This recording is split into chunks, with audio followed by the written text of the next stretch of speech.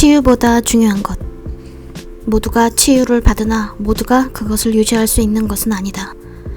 그 후에 예수께서 성전에서 그 사람을 만나 이르시되 보라 내가 나았으니 더 심한 것이 생기지 않게 다시는 죄를 범치 말라 하시니. 요한복음 5장 14절. 이 영상을 만들라는 마음을 작년 3월부터 주셨는데 말씀을 정리해서 올려야지 하다가 보니 계속 우선순위에서 밀리게 되어 이제서야 올리게 되었습니다. 이것은 치유와 축복을 유지할 수 있는 비밀에 관한 영상입니다. 성령의 능력으로 육신의 치유를 받는 것은 하늘에서 오는 선물입니다. 스코 안에서는 치유를 받고 나서 반드시 감사합니다 예수님, 나는 나았습니다, 나는 자유합니다를 입으로 선포해야 합니다. 현장에서 치유하시는 것은 예수님이 하시는 것이고 그분께서 우리를 보시고 우리의 말을 듣고 계시기 때문입니다. 우리는 예수님께서 베푸시는 선물을 당연한 것으로 여기면 안 됩니다. 우리는 주의 자비를 간구하는 자세로 있어야 하며 치유의 기적을 받고 난 후엔 그것을 유지하기 위해서 항상 감사하는 마음을 삶의 습관으로 삼아야 합니다. 2016년 선지자 TV 조슈아께서 고척돔에서 한국 집회를 여셨을 때 다음날 이 엄청나고 놀라운 일로 인해 대한민국의 신문과 방송에서 온통 떠들썩하게 난리가 날 줄 알았었는데 오히려 많은 비판과 의심으로 경계하는 반응이 나와서 그 상황을 이해할 수 없었던 기억이 있습니다. 수백 명이 치유받았으나 포털 사이트에 검색해봐도 블로그 등 어디에도 치유의 감사글들을 찾아볼 수 없었고 잠잠했던 것 같습니다. 심지어 감사는커녕 뒷줄에 있어서 치유를 못 받았다고 욕하며 불평했던 사람들도 있었습니다. 스코 안에서 5억을 쾌척하여 무료 집회를 열기로 했는데 사건 목자에게 속아서 돈을 내고 왔던 사람들은 아마도 치유를 받지 못했을 것입니다. 그것은 성령 집회였기 때문에 은혜를 돈으로 사는 행위는 용납될 수 없음을 그들은 몰랐기 때문입니다. 그러나 그 현장의 엄청난 영적 압력을 참석한 사람들 모두가 느꼈었고 하나님께 자비를 구하는 마음으로 같이 기도하면 충분히 받을 수 있었을 텐데 사람들이 어쩜 이렇게도 감사가 없고 입으로 투덜거릴 수가 있는지 참 의외라고 생각되었습니다. 이것을 다 하나님이 보실 텐데 그분이 우리의 마음을 하나하나 다 살피시는데 말입니다. 그들은 그것을 모르는 것 같았습니다. 어떻게 하늘의 선물을 받는지에 대해 무지했습니다. 그러나 해 아래 새로운 것은 없습니다. 누가복음 17장에서 일어난 장면을 생각해 보십시오. 예수께서 대답하여 가라사대 10사람이 다 깨끗함을 받지 아니하였느냐? 그 9은 어디 있느냐? 예수님께서 돌아온 한 문둥병자에게 나머지 9은 어디 있는지 물으셨습니다. 9사람들은 치유를 받고 나서 감사를 표하지 않은 채 흩어져 각기 자신의 갈 길로 갔습니다.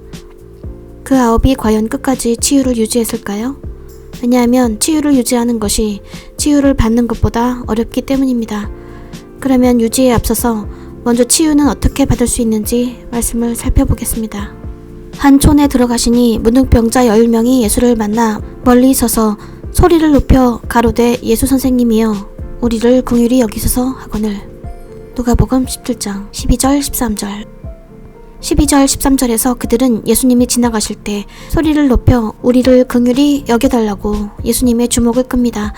우리의 치유받기 전에 기본 자세가 이와 같아야 합니다. 우리가 가만히 있으면 되는 게 아닙니다. 개도 주인의 상에 떨어진 부스러기를 먹는다며 간절히 은혜를 구했던 여인을 생각해 보십시오. 또 누가복음 4장 27절에서는 이렇게 말씀하십니다. 또 선지자 엘리사 때 이스라엘에 많은 문둥이가 있었을 때 그 중에 한 사람도 깨끗함을 얻지 못하고 오직 수리아 사람 나아만 뿐이니라. 어떤 사람들은 치유 못 받은 사람은 뭐야? 왜 다 치유 안 해줘? 이렇게 생각하는데 예수님께서 오셨을 때 이스라엘의 온 병자들을 다 치유해 주신 게 아닙니다.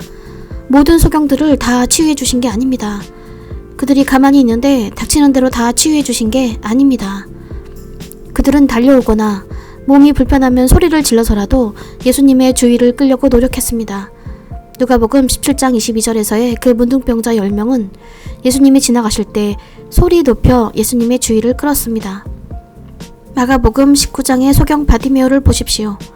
많은 사람이 꾸짖어 잠잠하라 하되 그가 더욱 심히 소리질러 가로되 다윗의 자손이여 나를 불쌍히 여기소서 하는지라. 예수께서 일러 가라사대 내게 무엇을 하여 주기를 원하느냐. 소경이 가로되 선생님이여 보기를 원하나이다. 이 장면을 잘 기억하십시오. 예수님께서 그가 소경인 걸 말 안 해도 다 아니까 그냥 치유해 주셨을까요?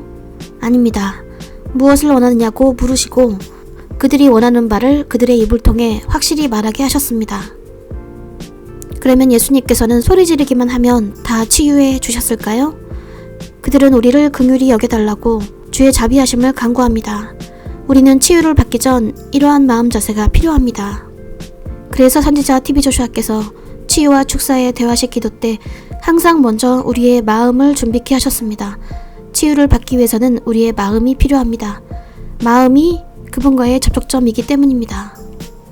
성경에서는 예수님이 지나가셔서 소리를 질러 그분의 주의를 끌었지만 지금 예수님은 영이심으로 우리의 마음으로 그분께 소리를 질러 긍휼을 구해야 합니다.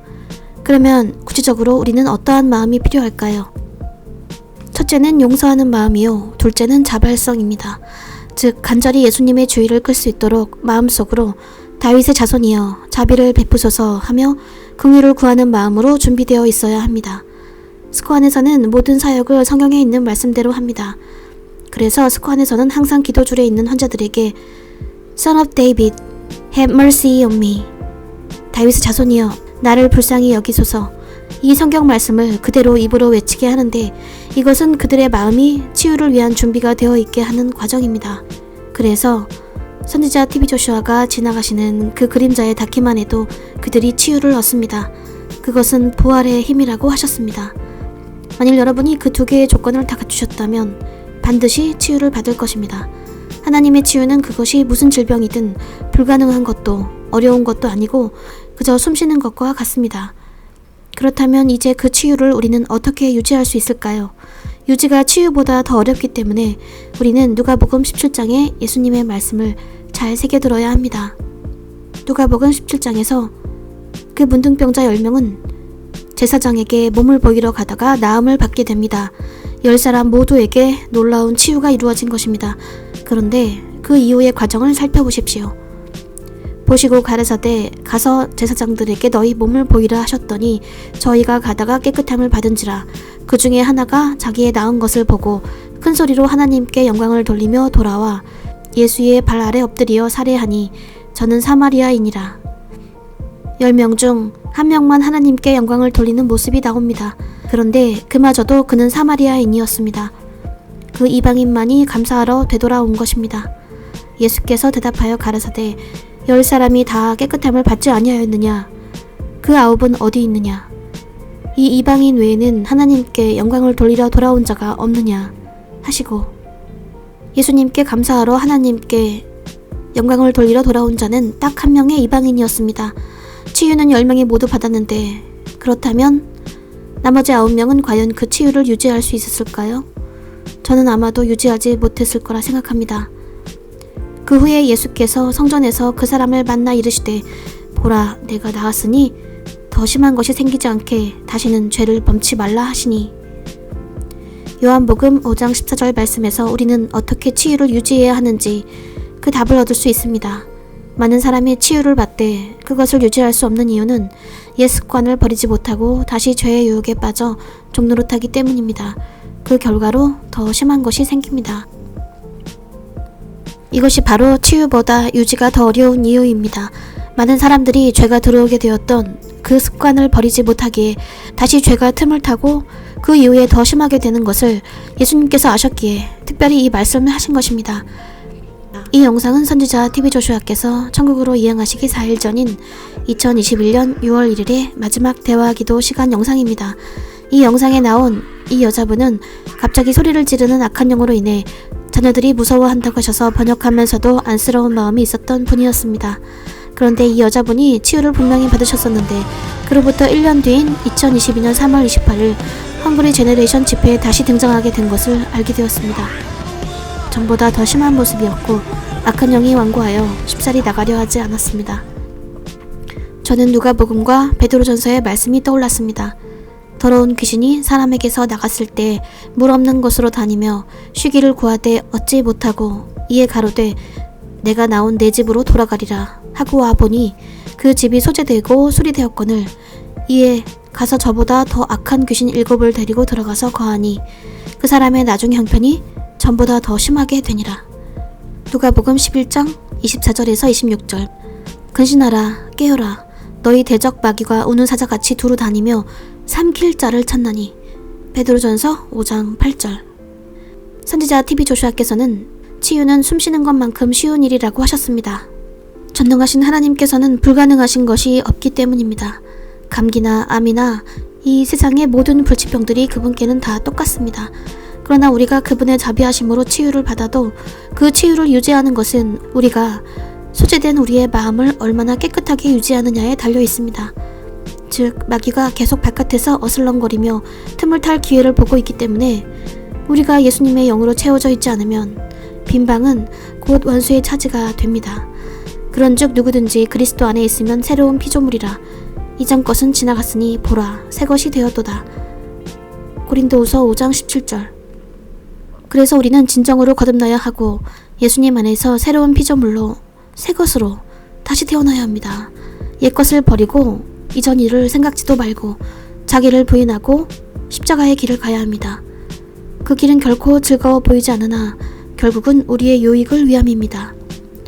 스코 안의 주일 예배를 볼 때마다 가끔씩 낯익은 얼굴들을 보곤 합니다. 또다시 그들이 축사를 받는 모습을 봅니다. 그들은 축사를 통해 나음을 얻었으나 얼마 후 다시 죄의 길에 서 있었을 것입니다.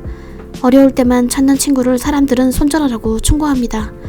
그러나 우리는 우리의 주인 되신 하나님께 우리가 필요할 때만 나아갑니다.